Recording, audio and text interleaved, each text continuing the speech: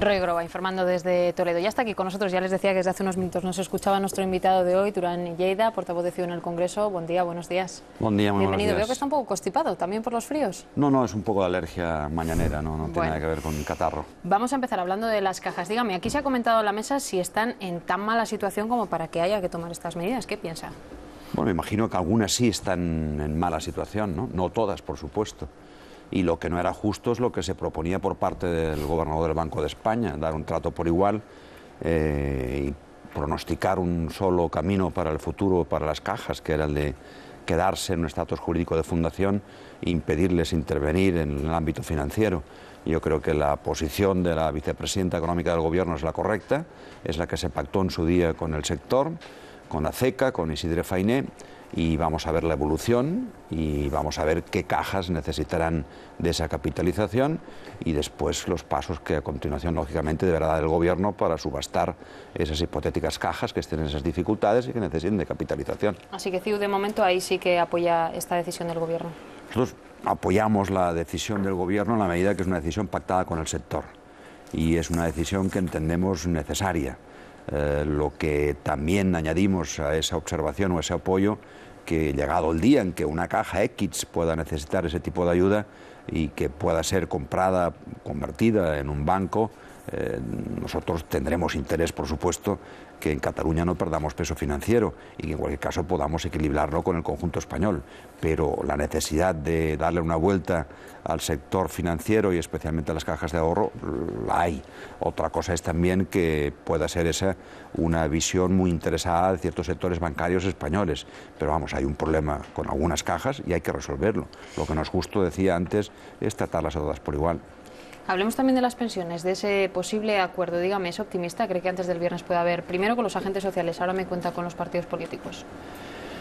Bueno, yo creo que en primer lugar debería haber acuerdo. Nosotros nos gustaría muchísimo que hubiese un acuerdo entre el Gobierno y los sindicatos. Ayer trabajaron duro hasta las 2 de la madrugada, se acercan más, todavía no hay un acuerdo. Yo soy optimista, quiero serlo, porque pienso, como antes decía, que es un acuerdo necesario para el conjunto de la sociedad y a eso deberíamos después añadir el consenso político. Por tanto, espero que tras un primer acuerdo entre Gobierno y sindicatos sea posible el acuerdo político. ¿Y cuál sería el punto de acuerdo, por ejemplo, con su partido? Porque antes lo hemos hablado también, 65, 67 flexibles, 65 con 39, 40 cotizados. ¿Dónde pondría usted la marca? Yo creo que en estos momentos el punto de discusión entre sindicatos y Gobierno está en los años a cotizar para poderte jubilar en los 65.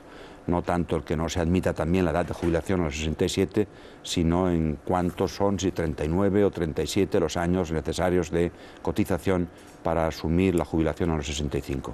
Nosotros entendemos que la edad de 67, que en el futuro, por razones demográficas y para la sostenibilidad de las pensiones, sin duda habrá que alargar la edad de jubilación, pero que eso no puede hacerse de forma forzada y pueda extenderse a todos los sectores por igual y que hay que flexibilizar un poco en ese sentido. Pero esa fecha que hasta el momento ha sido un tópico y a la vez algo rechazado, yo creo que cada vez se asume más como algo que va a ser en el futuro necesariamente practicable, ¿no?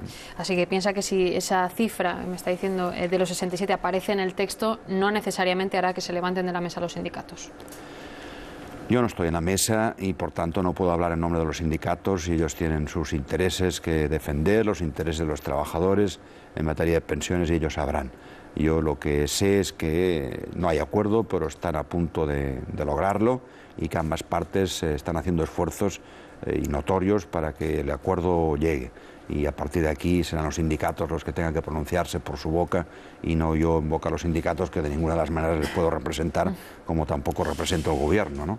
Represento una opción política que insiste en que sería bueno el acuerdo, en que insiste en que la reforma de pensiones debe hacerse, que la hemos reivindicado desde hace mucho tiempo, que llega incluso tarde esa reforma de pensiones, porque lo que se trata y debe entender todo el mundo es que si reformamos las pensiones es para garantizar que éstas puedan cobrarse en el futuro y que no afecta a los pensionistas actuales, sino la garantía de las pensiones de los pensionistas de futuro, por una simple razón, porque la demografía es la que es, porque nacen menos personas, la vida afortunadamente es más larga, hay más esperanza de vida y por tanto son menos a aportar que los que en el futuro van a cobrar. Y eso o se reequilibra o no habrá pensiones. Por tanto, preparemos el futuro, hagamos sostenible el sistema. Es muy parecido al discurso que hace el Gobierno. Efectivamente, usted no es portavoz de los sindicatos, sí lo es decidido, así que si este tema llega al Congreso y se vota, una vez que pase por el Consejo de Ministros, tiene que llevarse o no a la Cámara, ¿cuál será el voto de CiU con lo que conocemos, con esos 65 y 39 o 40 cotizados? Bueno, es que depende mucho que sea 39 o 40, porque 39... Ayer Zapatero dijo que era en torno a eso, a los 40, en torno a los 40, sí, ya le digo que la discusión, a mí, porque yo sé, vamos, yo creo que la discusión está en que en estos momentos la cifra o los años puestos encima de la mesa por parte del Gobierno son 39 y que los sindicatos desearían que fuese un poco menos que 39. Por tanto, vamos a ver, vamos a esperar cuál es el contenido final del acuerdo y en función del contenido se va a posicionar Convergencia y Unió. Todavía no tiene encima de la mesa el proyecto, lo único que tiene encima de la mesa Convergencia y Unió son las conclusiones de la Comisión del Pacto de Toledo, donde hemos presentado un voto particular en torno al tema de los 67 años, que incluso a lo largo del día de hoy puede transaccionarse con otros grupos parlamentarios, pero respecto al proyecto de ley no es conocido, tiene que aprobarlo todavía el Consejo de Ministros este próximo viernes, por tanto difícilmente yo me puedo pronunciar respecto al proyecto de ley hasta no conocer no simplemente un dato concreto, si los 67 o no 67, si flexibilidad de los 67, a quién se aplica los 67, si habiendo 67 y los 65, etcétera. ¿No? Sí, pero hasta que yo no conozca el contexto global no voy a pronunciarme sobre nuestro voto en torno a la ley de pensiones. Sí le pido que se pronuncie, que se moje con el tema de las pensiones para diputados y senadores. Usted es diputado y ya sabe que hay un debate en la calle también de si deben tener más o menos privilegios. ¿Hay que recortar las pensiones para los políticos? Vamos a ver, yo en primer lugar, sinceramente me ha sorprendido mucho la propuesta que ha hecho, a mi juicio populista, el presidente del Partido Popular. Además, si toda una convención del partido que va a ser gobierno tiene como resultante pura y simplemente la rectificación de las pensiones de los diputados, me parece sinceramente pobre. Sé que en la calle, y lo entiendo perfectamente, existe la sensación de que el diputado, por ser diputado, tiene asegurada una pensión. No es exactamente así, si bien es cierto que hay un complemento no a coste del presupuesto de la Seguridad Social, sino a coste del presupuesto del Congreso y evidentemente, por tanto, es un presupuesto público que se paga entre todos los ciudadanos, que se complementa la pensión cuando se llega a la edad de jubilación, cuando se tienen unos requisitos y si se tiene 7 años cotizados se complementa hasta el 80%, más de 11, creo recordar, hasta el 100%. A mí personalmente no me implica en absoluto. ¿Usted lo retiraría, ese complemento? Yo tengo ese complemento se hizo en su día para proteger a personas que estuvieron en el exilio, que no habían tenido capacidad de cotizar. De hecho, de los 3.000 y pico diputados que lo han sido ya o senadores en la Cámara, solo 87 personas se han acogido a ese complemento de pensiones. Por tanto, es una medida muy excepcional. Ahora, pero es ejemplarizante, piensan algunos, más allá de que no vaya a ahorrar el Estado una barbaridad. Lo único que le pido al Partido Popular es que sea coherente. En primer lugar, si hay que plantearlo, no se plantea en una cámara de televisión, se plantea ante el presidente del Congreso de los Diputados, porque recientemente se han celebrado mesas conjuntas del Congreso y del Senado y el Partido Popular ha votado en la misma dirección de mantener esas pensiones. Por tanto, lo serio y lo responsable para quien quiere gobernar es que si hay una objeción y hay que cambiar el sistema, se cambia, pero donde hay que plantearlo no es un mitin de partido y hacer populismo, sino en la mesa del Congreso de los Diputados. Segundo, si hay que hablar de pensiones, habrá que hablar también de conflicto de intereses, de incompatibilidades, etcétera, etcétera. Abordemos todo lo que afecta